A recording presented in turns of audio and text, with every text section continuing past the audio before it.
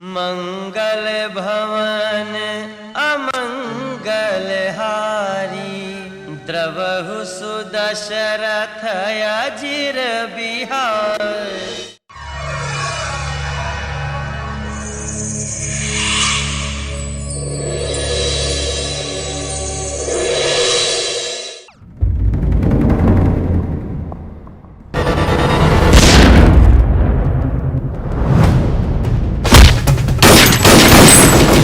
जैसे को तैसा देना हम हिंदुस्तानियों की फितरत है, चाहे वो प्यार हो या वार।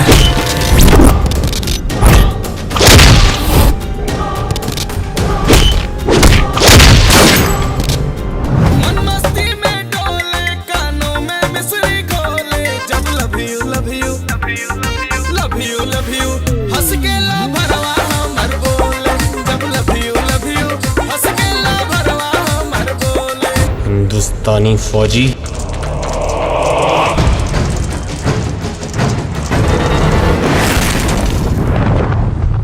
VIP meetings, political meetings, MP MLA, prime minister rally, anything, कुछ भी हरी अप।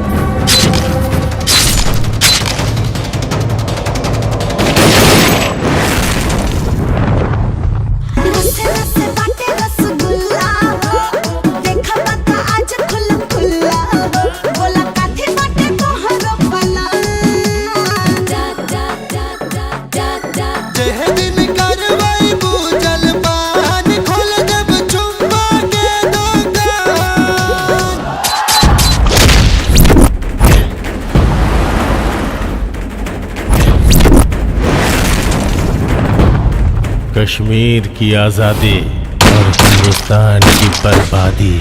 गाजी बाबा!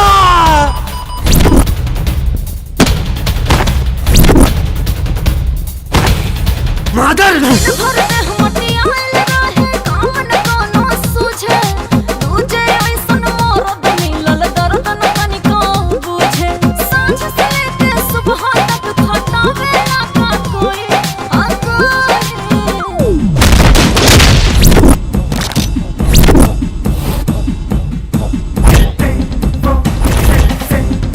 क्योंकि अगर मैं वहां रहा, कोई दस्तखत, कोई ऑर्डर्स नहीं देखूंगा, सीधा माथों के बीचों बीच ठोक दूंगा।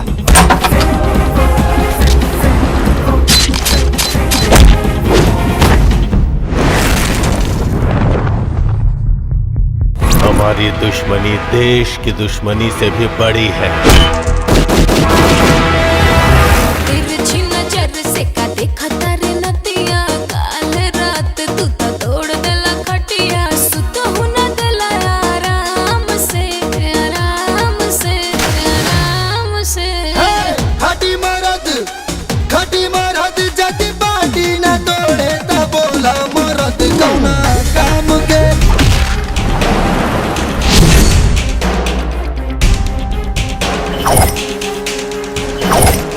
जिहाद, द एंड। जय हिंद। 3 रंग का नहीं ये वस्त्र, ये ध्वज की शान है। हर भारतीय के दिलों का ये स्वाभिमान है। यही है गंगा, यही हिमालय, यही हिंद की जान है। 3 रंगों में रंगा हुआ ये मेरा हिंदुस्तान है।